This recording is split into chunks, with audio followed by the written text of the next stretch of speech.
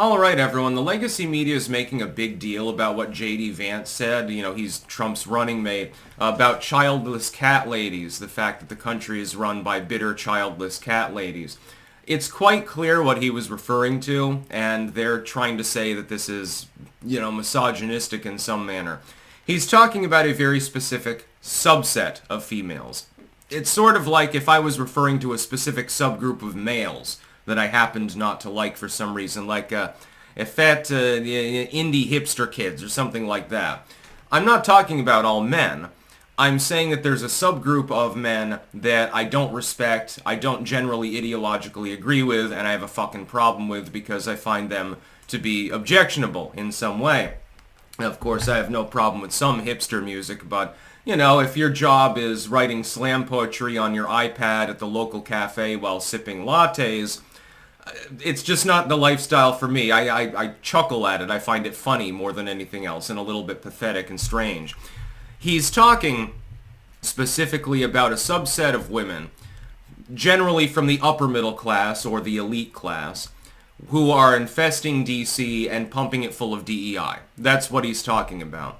He's not talking about your random girlfriend or woman, some random woman out there who happens simply to not have kids. Of course, nobody really wants you to have kids if you're like 15 or something like that. Some people are into weird shit like that, but it's not really helpful.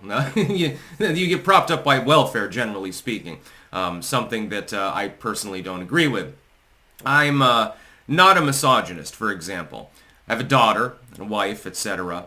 I have a mother. I have women in my life who I care about. Do I want them to be in Handmaid's Tale? No. Do I want them to be barefoot and in the kitchen and not have any future? No, fuck no, of course not. But there is a subset of females that are out there, elites within DC, people like AOC, who are genuinely part of that crowd of bitter cat ladies. That's just what they are. It's just the way that it's a reality. He's not wrong.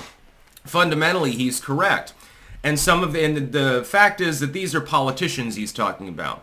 He's talking about this specific subset as it relates to crafting public policy. Is he wrong? Is that not problematic? If I were to say, for example, I have a real problem with the fact that the country is partially run by old white dudes that cling to guns and religion.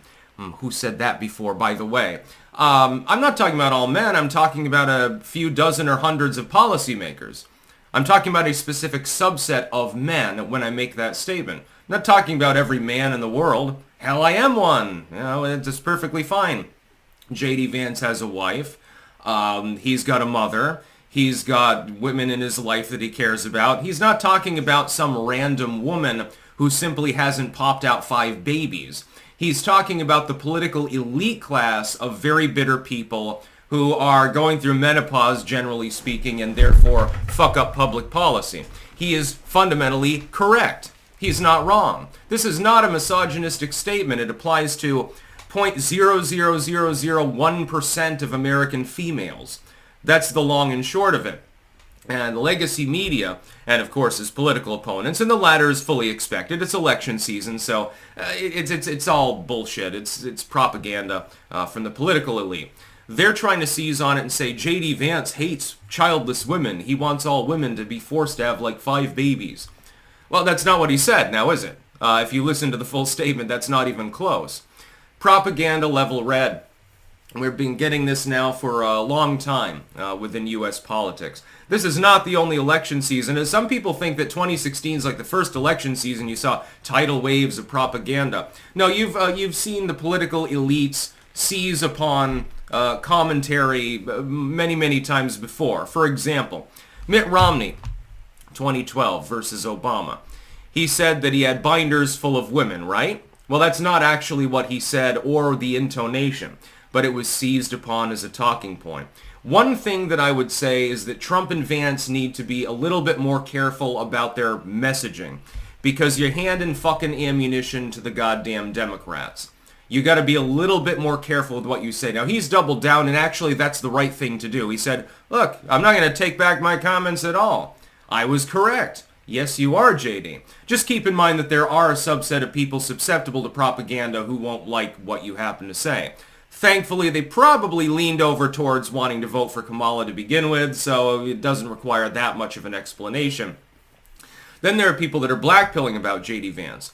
Well, Donald Trump, according to an ex-Clinton advisor, he may throw J.D. Vance out and get somebody new in, or something like that. I don't think that that's going to happen. Trump's made his decision, and I think he's comfortable with it. J.D. Vance is a relatively good public speaker. He does have charisma, unlike Kamala or who she's likely to choose, which is probably Kelly at this point, I would say. She's winnowed the list down, by the way. There's 4 people being considered. They're all white males. I think Mark Kelly is the one probably that's the best choice, and so probably will be the one that Obama has instructed her to choose. Vance isn't wrong, though. The country is in part, the country's policies are in part written by childless cat ladies. It's also written in part by suspenders-snapping evangelicals from the middle of the Ozarks. But if somebody says that, nobody conflates that as being a misandrous statement. Nobody has a problem with it. That's perfectly acceptable. But don't you dare criticize females in any way, otherwise it's a problem. I find it funny, the propaganda about this. Hell, the second video we're going to be discussing today is about propaganda too, with Trump's Christianity comments there. They're being misinterpreted as well. And it's deliberate. And you see, this begins right after Kamala becomes the nominee.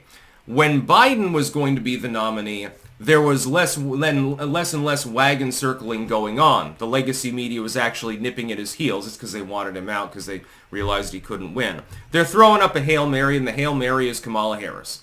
And so if J.D. Vance says, childless cat ladies are messing up U.S. policy, all of a sudden it's a big, big problem. I'm sorry, I fail to see the problem. You're allowed to criticize subgroups of people. Now, are you stereotyping and grouping people together artificially? Yeah, absolutely you are. This happens all the time. Legacy media does it, politicians do it, etc., etc. White males this, evangelicals that, black women this, lesbians that. Happens all the time. It's just the shorthand way in which our mind works. We tend to shorthand things for easier data processing, and so we group people together and assume homogeneity to some degree. And statistically, sometimes that's accurate, and sometimes it's not. But when you're looking at the females within the political elite, a lot of them are older, bitter, and childless. That is statistically the case. It is true. This is not just a shorthanding, it's a statement of basic reality. Is it universally applicable? No. Is it generally applicable? Yes. That's about all. Peace out.